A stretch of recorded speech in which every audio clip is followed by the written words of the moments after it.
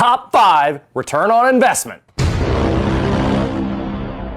Hi, I'm Kevin Grolig, a real estate agent with Compass, working in Bethesda, Maryland, and servicing the Montgomery County area of Maryland and the entire DMV. And thank you for visiting my video series, Real Kevin. I post videos about life and real estate in Montgomery County that you're not going to want to miss. If you're new to my channel, please click the subscribe button and hit that bell icon to be notified when I post new videos. So today we're talking about the top 5 things where you can get a return on investment, whether you're selling your home now or in the near future.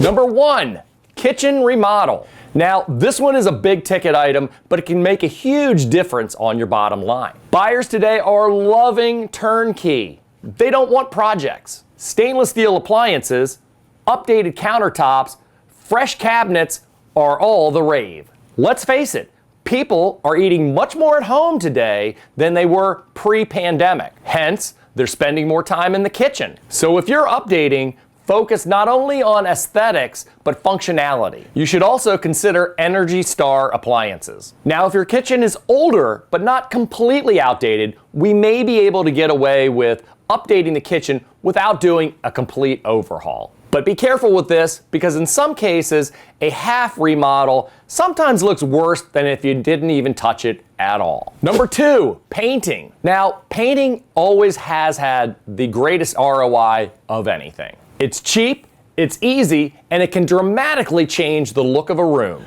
Go bright to open up the spaces. If you're looking for a bit more character, consider an accent wall in a strategic place. Take a look at color swatches from paint companies to get a good idea of what colors complement each other. If you're looking to sell, stay conservative so that the color palette will appeal to the widest amount of buyers possible. When painting a room prone to moisture, let's say like a bathroom, consider using a latex or glossy paint for easier maintenance. Number 3, reinvent the space. As people spend more time in their home, the lifestyle that you present can have a huge effect on the bottom line. Some examples are turning your basement into a livable space. If your basement looks like that of an 80s sitcom, it may be time to up your game. Create a cozy and inviting space like a recreation room or home theater. When families are in their home 24/7, they're really going to appreciate these places where they can relax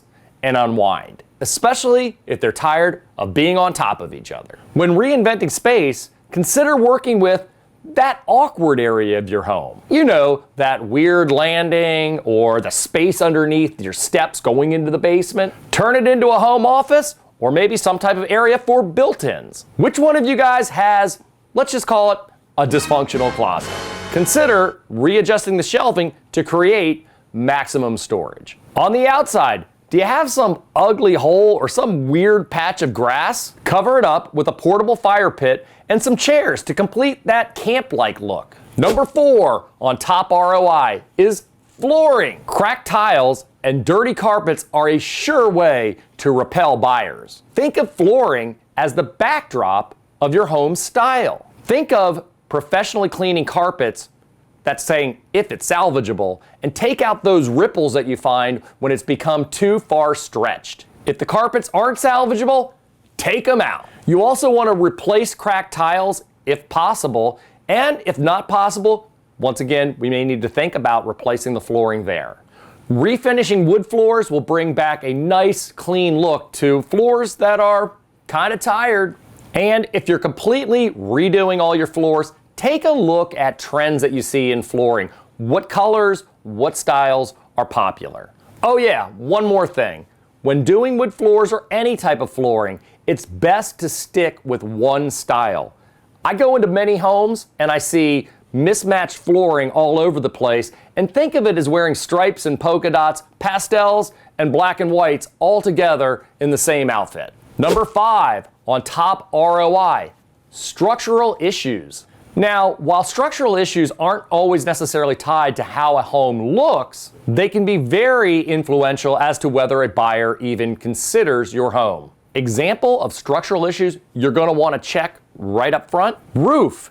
Is your roof falling apart or is it in good shape? A roof that's in really bad condition is something really easy to spot even for the average Joe. A bad roof may scare off the right buyers, but really turn on the wrong buyers, like investors and home flippers. Decking. We want to make sure that the deck is solid and in good structural condition. Consider replacing old planks and pillars. And pressure washing and staining can give a fresh new look to a tired old deck. Next, let's look at the sump pump. Now, this isn't one of the more high-ticket items. We're usually looking at about $400 to $500. It can be seen as very valuable, especially in areas that are prone to flooding.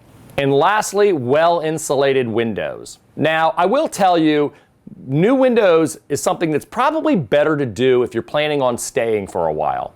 Because in the long run, you're definitely going to get your money back with reduced energy payments and efficiency. If you're considering selling your home, this is definitely one item that we're going to want to talk about before you go ahead and do it.